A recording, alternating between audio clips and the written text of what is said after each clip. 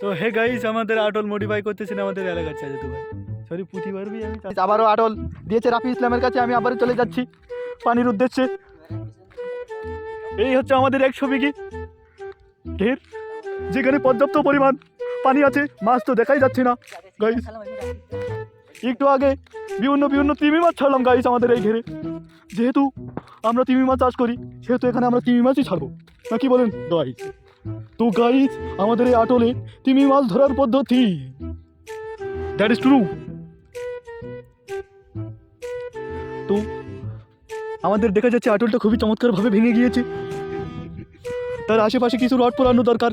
এখন আমাদের যেহেতু আমাদের এখানে হাসপাতাল অথবা ক্লিনিক নেই, সেহেতু আমরা যাব জাহিদুলের সেই মডিফাই পদ্ধতি। তো গাইস, আমরা দেখতে আছি আমাদের এলাকার চাচাতো ভাই, মেবি আমাদের চাচাতো ভাই আবারও আছে নেমে গেল সেই মহাসমুদ্রে তিমি মাছ ধরার উদ্দেশ্যে। हेलो बोले दे गाइस। तो सब लोग फॉलो कर दो, शेयर कर दो एंड सब्सक्राइब कर दो। তো আমাদের আশেপাশে বিভিন্ন ধরনের মহাসাগর আছে। যেহেতু আমাদের মহাসাগর এটি, সেহেতু তোমাদেরকে একটু দেখাই গাইস যে কত বড় এই মহাসাগরটা। ওকে, ধন্যবাদ। এখানে আশেপাশে আরও প্রশান্ত মহাসাগর আছে।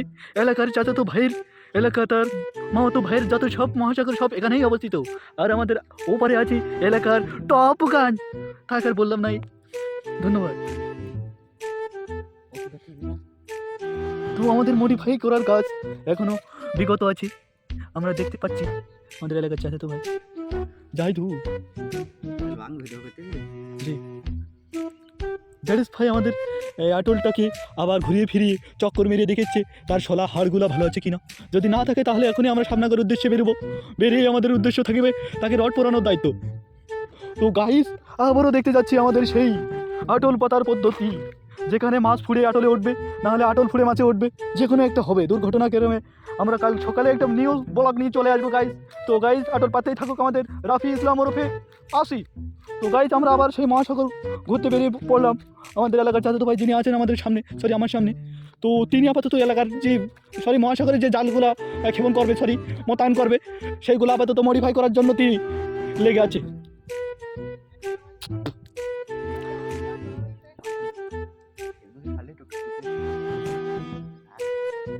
তো হে গাইস, আমরা দেখতেছি আটলটা আমার চাচাতো ভাইকে ঘুরিয়ে ঘুরিয়ে দেখছে যে কেমন আছে সে, তার দাম্পত্য জীবন সুখী কাটছে কিনা।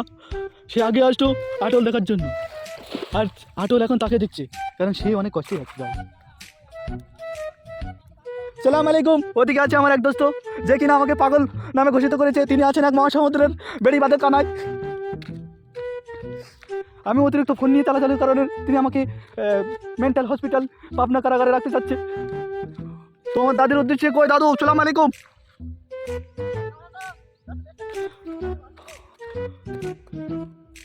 হ্যালো দাদু, আমাদের শরীর লাগাতে হলে কি করতে হবে? প্রথমে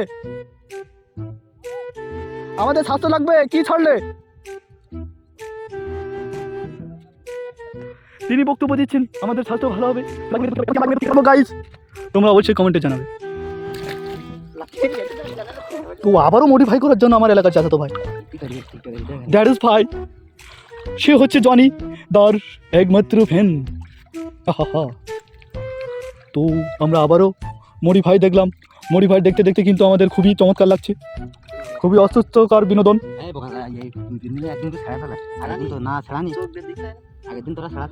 আটলে পানি পাততেছে আমাদের রাফি ইসলাম জি। তো পাততেই থাকুক, আমরা দেখতে থাকি। আর আমাদের সেই অদ্ভুত দ্বীপের পাশে যে ভাইটাকে দেখছিলাম, আমাদের দাদুকে দেখছিলাম, তিনি একটা আটল নিয়ে পানির সাথে মোকাবেলা করছে। সো গাইস, আমরাও আবার সেই বেড়িবাঁধের উপর দিয়ে হাঁটি শুরু করে দিলাম গাইস। তো আবারও একটি আর তিমি মাছ ধরার জন্য নতুন জাল উৎপত্তি হয়েছে। আশেপাশে শুধু ঠিকঠাকটাই একটু ছেঁড়া তুলে নিচ্ছে। তো চমৎকার।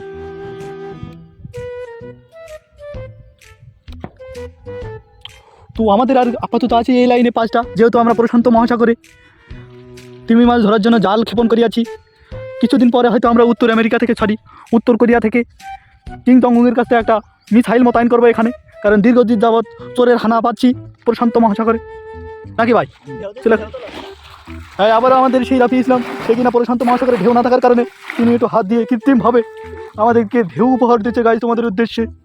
থু তোমাদের এই প্রচণ্ড শীতে, আমাদের প্রচণ্ড শীতে গরমের তাপে আমরা আবার চলে যাচ্ছি সামনের উদ্দেশ্যে গাইজ। তো একের পর এক আটল পাতা দেখতে গাইজ তোমাদের কি কেমন লাগছে?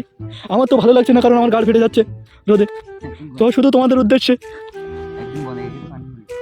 তো আমাদের এলাকার চাচাতো ভাই তিনি আবার বলছে অ্যামাজন জঙ্গলে যাইতে, যেখানে একটা মানুষ সাপকে কামড় দিলে সেই সাপই মৃত্যুবরণ করবে গাইজ। মানুষ ইজ ভেরি ডেঞ্জারাস পারসন।